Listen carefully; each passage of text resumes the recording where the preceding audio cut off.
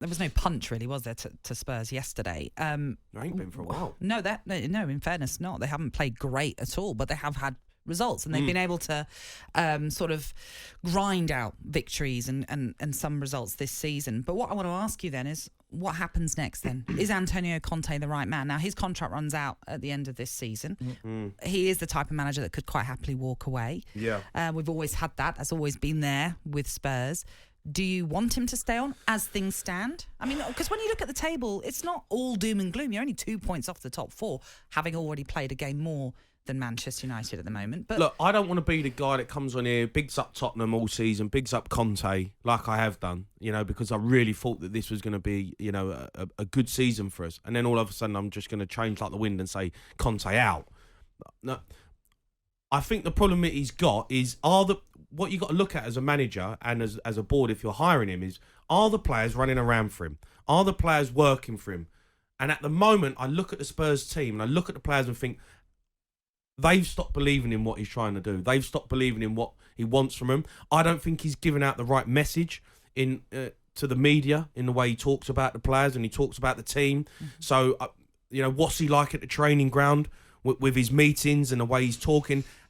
If the players have lost confidence that he believes in them, because he obviously doesn't, because he's coming out and saying that he hasn't even got 14 players to pick from.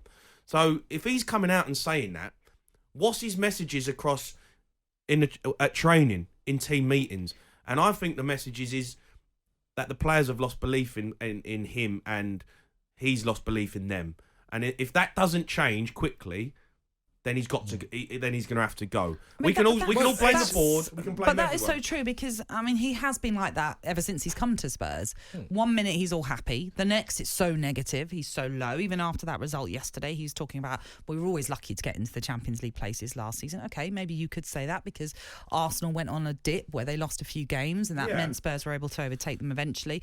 But also he's referring to, we're not even a team best placed to be in the Champions League. Look, but what I've got to say though is, I thought his interview yesterday was a bit of a disgrace.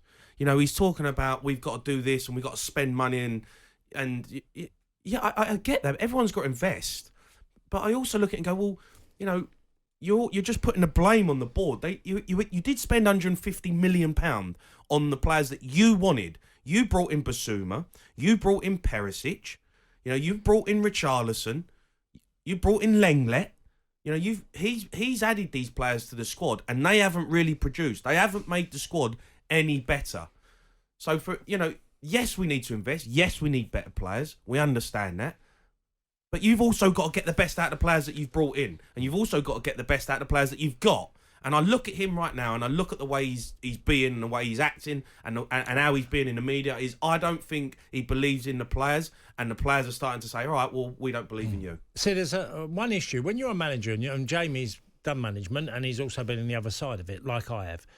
When you have a manager not committing to the club like he hasn't, that in itself is an issue. You're not doing Tottenham a favour by re-signing if you're not convinced about what you see, where the club direction. Yeah. Every manager in the Premier League needs money. You've got to be competitive. So that isn't really the big deal. Tottenham will, put money up available for them or him to change a team around.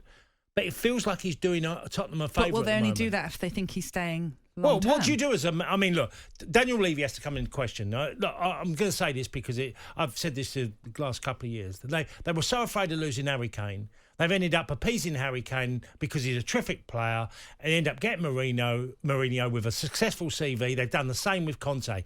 Nuno, at the start of the season, got no time at all. Yeah. He was gone before it even started. Yeah. So it feels like we've got this top player, we can't lose him, we'll keep him no matter what. Let's get the best managers we can. They've tried to do everything in their power, and it's just not worked. Sounds like you've lost your patience already, though, with Conte. I'm not completely. I'm losing patience. I agree with some of... We do need to invest. The players ain't good enough. The back four and the back three that he plays, is just nowhere near to the standard. I think he's stubborn, Conte. I think it's crying out to play four at the back. Get a number 10 in there. create more, go after teams. We've got the players up front to make things happen, but they're just not getting any service because they're not getting the ball. I think Harry Kane didn't touch the ball for 20 minutes in the first half. 20 minutes before he touched the ball. You're talking about one of the best strikers in the world not getting a kick, and that for me is just not good enough. I just is crying out to go 4 at the back. I don't think he'll change it, and I think he's going to be stubborn. But we talk about money. Where's the young players coming through? Where's our Saka? Where's our Foden? Where's Tottenham's Rashford? Now, we talk about spending money, but hold on a minute. Where's the academy? No, Tottenham's meant to have one of the best academies in the world. I come through Tottenham's academy. It's fantastic. Brilliant coaches there. Where's them players? Where's a player saving us 150 million? Saka have got Smith Rowe.